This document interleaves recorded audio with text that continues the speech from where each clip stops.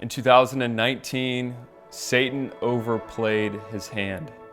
In January, New York City legalized abortion up to the day of birth, passing the Reproductive Health Act. And they not only passed it, but they celebrated it. They stood in applause, celebrating the legalizing of aborting children up to the day of birth. They lit up the One World Trade Center to celebrate this. And the hearts of so many across the nation were deeply grieved. My heart was grieved that the Church of Jesus Christ across the nation, as we heard from many different pastors, were grieved over the passing of over this wicked law. And we had a lot of people reaching out to us saying, what can we do to help mobilize the church in New York City? How can we help serve the church in New York City? And to be honest with you, I was so grieved over what I was seeing happen in our nation, and I was also overwhelmed with all that we had already going on in Charlotte and Greensboro and Raleigh, and just the thought of even going up there or having meetings or doing something in the city was very overwhelming to me at the time. I was grieved over what I was seeing, but I was also exhausted in a lot of areas as we were ministering in these three cities, and we were seeing God move mightily, but we were in battle, we were in warfare. And as I prayed about this, I went upstairs and to my bonus room, and I was about to pen a letter to our pastors in response to this bill. And I honestly couldn't even get the words out as I began to write the email.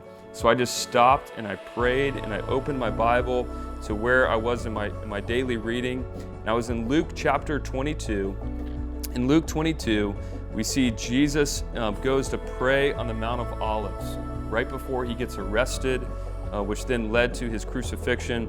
But when he was on the Mount of Olives, he spent some time in prayer. We all remember this story. He was up there with Peter, James, and John. And beginning in verse 45, it says this: when he rose from prayer and he went back to the disciples, he found them asleep, exhausted from sorrow. Right when I read that, I thought, that's exactly how I feel right now. I was exhausted from sorrow. I was grieved over what was happening in our nation. And Jesus said this: "Why are you sleeping?" He asked them. "Get up and pray so that you will not fall into temptation." I felt that the Lord was just asking me that in my inner man, saying, "Why are you sleeping? Get up and pray so that you will not fall into temptation." You see, the temptation for me and the temptation for the disciples was to be unfaithful to King Jesus. To say, hey, I got a lot going on already in my life. I'm not sure that I'm really the guy that's called to do this. But the Lord began to spur our hearts to say, just to go to New York City, to meet with pastors and see how we can serve the church in New York City. And that's what birthed Love Life New York City. As we met with pastors and ministry leaders, and we saw there was a great need, there was a hunger from the pastors, we found the man of peace in the city. So that's what led to us launching New York City in 2019. So as we launched New York in 2019, there were some amazing stories that were taking place, but I want to share with you one that was my favorite. On week 40, 2019, in New York City, we had an amazing group of people come out. I believe it was around 500 people that were there for our prayer walk. And while we were there, we walked up to where the abortion clinic is, the largest abortion clinic in New York City, the Margaret Sanger Center, that prides himself on doing 11,000 abortions a year. And we have our group of people that are there praying. We have our sidewalk team across the street that are ministering. And as we're there praying, we see this young girl that walks up to the abortion clinic, and she just stands there on the corner, and she's kind of looking around. She didn't look like most of the moms that are coming for abortion. She was really like she was looking for something else. And our sidewalk team went over and started talking with her and asking her, why she was there and if there's something we could do to help her. And she told us that she was here looking for the church.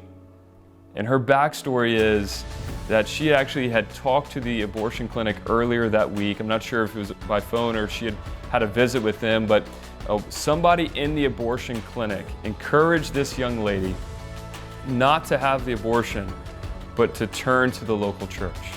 She said, hey, the church is out here prayer walking every Saturday. Come back on Saturday and you'll see people wearing these blue shirts and they will help you.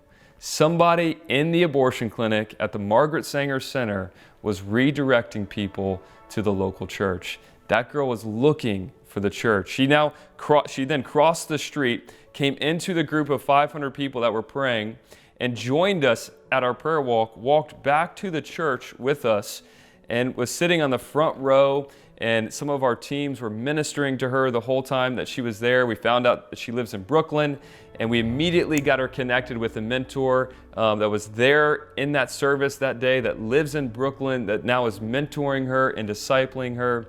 But what an amazing moment where a young lady comes to the abortion clinic, not for an abortion, but looking for the local church.